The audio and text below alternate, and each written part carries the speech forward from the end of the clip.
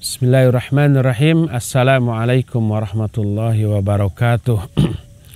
Alhamdulillah, wassalatu wassalamu ala rasulillah wa ba'd. Para pemirsa yang budiman dimanapun Anda berada,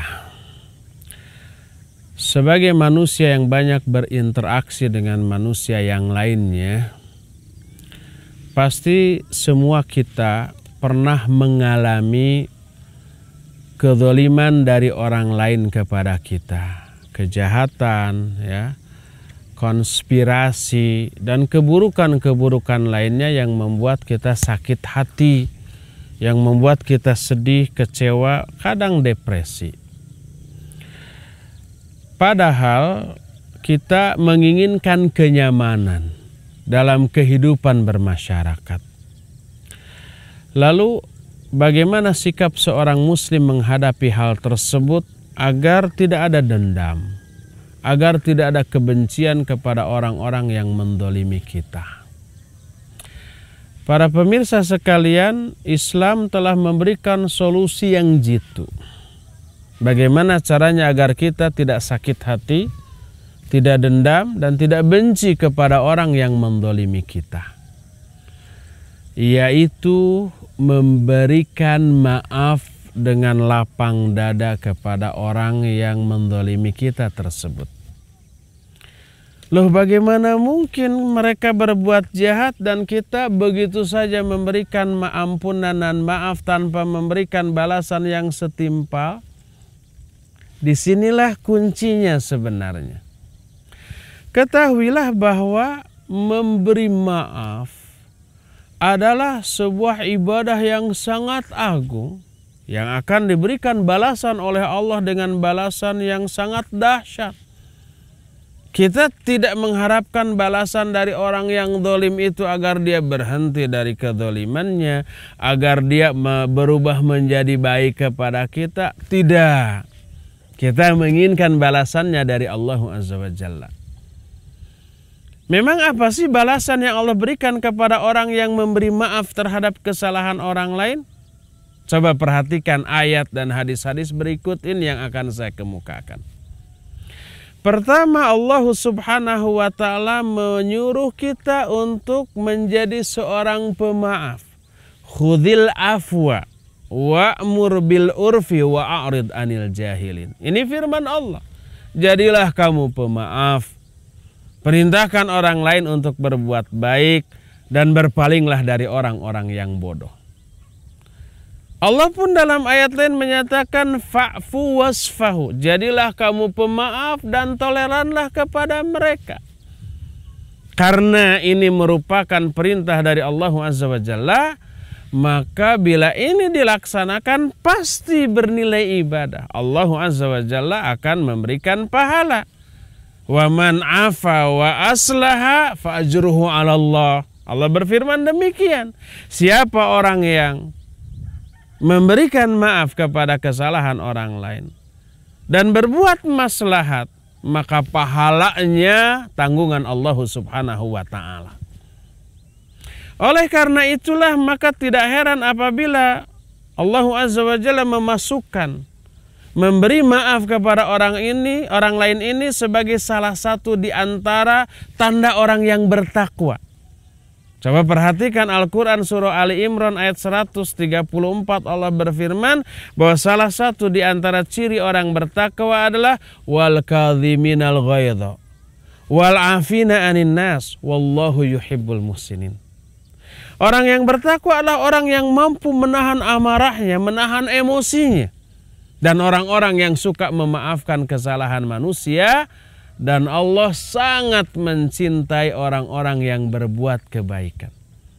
Inilah pernyataan Allah yang menyatakan bahwa memberi maaf kepada orang lain itu sebagai salah satu di antara ciri-ciri orang yang bertakwa.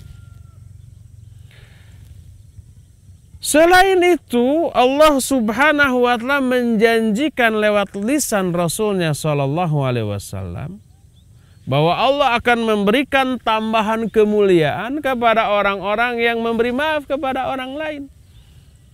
Sebagaimana hadis sahih riwayat Imam Muslim dalam kitab sahihnya Bahwa Rasul SAW bersabda, wa ma zadallahu 'abdan bi'afwin illa izzan. Tidaklah Allah akan menambah kepada seorang hamba dengan maaf yang dia berikan kepada orang lain, kecuali hanya menambah kemuliaan orang itu. Allah akan mengangkat derajat orang itu. Dalam pandangan Allah Azza wa Jalla, para malaikat dan orang-orang yang beriman. Karena apa? Karena maaf yang dia berikan kepada orang lain yang berbuat salah kepada dia. Bahkan lebih dari itu, memberi maaf kepada orang lain itu mengundang turunnya ampunan maghfirah dari Allah Azza wa Jalla kepada kita.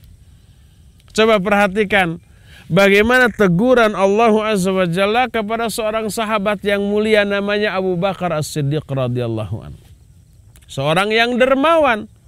Kerabat-kerabatnya diberi santunan dengan harta dan kebaikannya. Orang-orang miskin juga begitu. Para muhajirin yang pindah dari Mekah ke Madinah juga selalu dibantu oleh Abu Bakar As-Siddiq. Kebaikannya itu tak terhingga. Ketika suatu saat salah satu putri tercintanya itu Aisyah radhiyallahu anha, yang juga istri Rasul sallallahu alaihi wasallam, difitnah dengan fitnahan yang sangat keji. Maka para sahabat, kerabat, orang-orang miskin yang sering dibantu oleh Abu Bakar, bukannya membela Aisyah, malah ikut menyebarkan fitnahan tersebut. Dan ringkasnya cerita, Allah menurunkan ayat yang menunjukkan bahwa Aisyah bersih dari semua tuduhan itu. Mulailah orang-orang yang punya saham dalam penyebaran berita yang buruk tentang Aisyah tadi, mulailah takut dan khawatir akan diapa-apakan. Abu Bakar As-Siddiq sebagai orang yang sudah berbuat banyak kebaikan kepada mereka, mangkal. Lalu bersumpah, demi Allah aku tidak akan pernah lagi memberikan apa-apa lagi kepada mereka. Peribahasa mengatakan air susu dibalas dengan air tuba. Abu Bakar berbuat kebaikan dibalas dengan keburukan dengan cara ikut menyebarkan fitnah tentang putri tercintanya. Sampai Abu Bakar bersumpah, demi Allah saya tidak akan lagi membantu-bantu mereka. Apa yang terjadi selanjutnya? Turun teguran dari Allah Azza wa Jalla. Yang Allah tuangkan dalam Al-Quran surah An-Nur ayat yang ke-22. Kata Allah subhanahu wa ta'ala, wala ya'tal ulul fadli minkum wassa'ah ayyu'tu ulil qurba wal masakina wal muhajirina fi sabilillah ala tuhibbuna ayyaghfirallahu lakum wallahu ghafurur rahim. Allah berfirman, janganlah orang-orang yang memiliki keutamaan atau harta kelapangan di antara kalian jangan sampai bersumpah bahwa dia tidak akan lagi memberi santunan kepada kerabatnya, kepada orang-orang miskin dan kepada muhajirin di jalan Allah. Tidakkah kamu suka kalau Allah mengampuni dosa-dosa kalian, dan Allah Maha Pengampun dan Penyayang? Melihat ayat ini turun dan Abu Bakar merasa itu ditujukan kepada dirinya, kemudian berkata, bala uhibbu an taghfira li. Ya benar ya Allah, aku suka kalau engkau mengampuni dosa aku. Oleh karena itulah, maka ayat ini mengisyaratkan kalau kamu memberikan maaf kepada mereka, memberikan ampunan, Allah menyatakan falyafu wal yasfahu ala tuhibbuna ayaghfirallahu lakum. Berilah maaf dan berilah toleran kepada mereka. Tidakkah kamu suka kalau Allah mengampuni dosa-dosa kamu? Allah menyuruh tetap memberi maaf kepada mereka, tetap memberikan santunan kepada mereka. Apa akibatnya? Allah akan memberikan ampunan kepada kalian. Maka Abu Bakar As-Siddiq langsung menjawab, merespon, ya Allah, ya aku suka kalau engkau mengampuni dosa-dosaku. Lalu Abu Bakar As-Siddiq memberikan ampunan kepada mereka dan melanjutkan santunannya kepada mereka seperti yang selama ini sudah diberikan. Coba lihat, Allah menjanjikan ampunan kepada orang-orang yang memberi maaf kepada orang yang sudah zalim kepada dirinya. Oleh karena itu memberi maaf kepada orang lain dibalas oleh Allah dengan balasan yang luar biasa. Allah Azza wa Jalla memberi pahala kepada orang itu. Allah Azza wa Jalla mengampuni dosa orang-orang itu. Allah Azza wa Jalla akan masukkan orang itu ke dalam golongan orang-orang yang bertakwa. Allah Azza wa Jalla akan memberikan kemuliaan melebihi kemuliaan yang sudah dia miliki sebelumnya dan seabrek keutamaan lain yang Allah akan berikan kepada orang yang memberi maaf. Oleh karena itu memberi maaf tidak mengharapkan balasan dari orang yang bersalah tersebut kepada kita. Yang kita harapkan adalah balasan dari Allah Subhanahu wa ta'ala. Berdasarkan demikian, maka memberi maaf adalah sebuah amalan yang agung yang akan melahirkan berbagai macam keutamaan dan kebaikan bagi kita. Oleh karena itulah maka jadilah kita pemaaf sebagaimana perintah Allah Azza wa Jalla dalam Al-Quran, khudil afwa, jadilah kamu pemaaf maka kamu akan dimuliakan, maka dosamu akan diampuni, maka pahalamu akan Allah kocorkan kepadamu dan seabrek keutamaan lainnya yang Allah akan berikan kepada kita sekalian. Mudah-mudahan Allah Subhanahu wa ta'ala menganugerahkan hidayah kepada kita sehingga kita menjadi orang-orang yang berlapang dada untuk memaafkan kesalahan siapapun yang pernah bersalah kepada kita, dan jadilah kita orang-orang yang mulia di sisi Allah Azza wa Jalla.